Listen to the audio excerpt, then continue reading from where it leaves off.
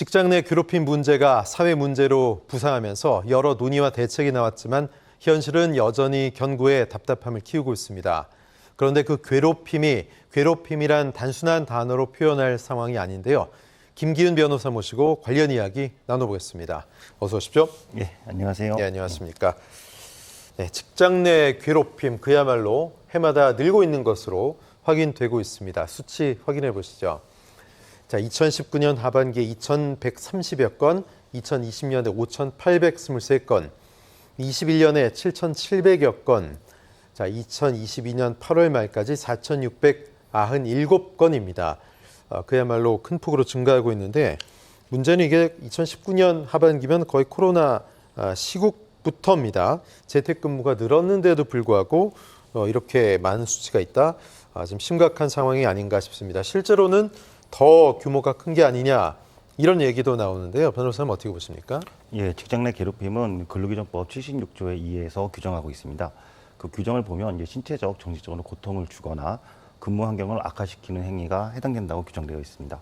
유형을 보면 이제 폭언, 이제 부당 인사, 따돌림, 그다음에 차별이 대표적인 예입니다. 그 중에서 대부분이 35%를 차지하는 것이 폭언입니다. 그래서 폭언을 당했다고 해서 자기가 신고했다라고 해서 오히려 더 큰 보복을 당하지 않을까라고 하는 두려움도 있고, 그다음에 인간관계의 고민 속에서 막상 신고하기까지 상당한 어려운 결단이 필요합니다. 그래서 실제적으로 수치가 더 낮을 수도 있습니다. 그리고 코로나 환경에서 꼭 재택근무만 하는 기업보다는 재택근무 하지 않는 기업이 훨씬 많고, 꼭 그 부당한 불이익 처우가 반드시 꼭 대면을 해야 되는 건 요건은 하지 않습니다. 그렇기 때문에 코로나 상황이라 하더라도 반드시 수치가 낮아진다고 볼 수 없습니다. 예, 직장 내 괴롭힘을 당하게 되면 우리가 여기 어떻게 대응할 수 있을지 참 난감하거나 머릿속에 하얘지는 경우가 많을 것 같습니다. 우리 사회는 또 이 문제에 대해서 어떤 대응책을 마련하고 있는 겁니까? 예, 근로기준법의 76조의 3에서 규정하고 있는데 누구든지 직장 내 괴롭힘에 대해서 신고를 할 수가 있습니다. 예. 예, 근데 다만 신고를 하기 전에는 이제 증거가 충분히 준비를 하고 있어야 됩니다. 여기서 만약에 준비를 하지 못했다, 그러면 증거 불충분으로 해서 직장 내 괴롭힘이 아니다라고 판단받을 수 있습니다. 이 증거에는 이제 카톡도 될 수 있고 문자, 그다음에 녹취도 될 수 있습니다. 그리고 만약에 자신이 병원에 진단을 받았다면 진단서까지 같이 제출해서 함께 할 수가 있습니다. 그리고 이렇게 신고하는 것뿐만 아니라 민사상 위자료 청구도 같이 가능합니다. 예. 그런데 우리가 직장 내 아까도 말씀하셨지만 인간관계, 사회관계 때문에 또는 이 직장에서 내가 계속 다닐 수 있을까? 보복이 두려워서 이런 부분 때문에 신고를 망설이게 되는 경우가 많은데 실제로도 보복을 당한다 이런 사례도 상당하지 않습니까? 어떻습니까? 예, 맞습니다. 실제적으로 이제 보복을 당해서 형사처벌 받은 사례도 있습니다.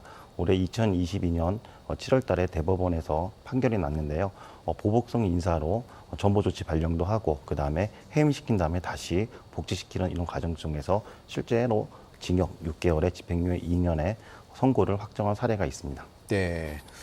그나마 이런 가운데도 좀 고무적인 사실은 직장 내 괴롭힘 금지법이죠. 이게 시행된 이후에는 만약에 사용자 측이 직장 내 괴롭힘이다라는 신고를 받았음에도 불구하고 이걸 방치하거나 오히려 신고자에게 불이익을 주거나 보복을 하거나 이런 행위들에 대해서 민형사상 책임을 묻게 하는 판결들이 최근에 좀 눈에 띄고 있다. 이런 점이 아닐까 싶습니다. 어느 정도입니까? 예, 이제 방금 전에 말씀드린 것처럼 형사적으로 형사처벌을 받은 사례가 있고요. 예. 또 민사적으로 말씀드리면 2022년 1월 달에 안산지원에서는 사업자가 충분하게 업무에 시달리고 욕설을 듣는 것을 알고 있었음에도 불구하고 그대로 방치한 사건이 있었습니다. 이 사건에서 안산법원은 위자료 1,200만 원을 지급하라고 한 사안이 있습니다.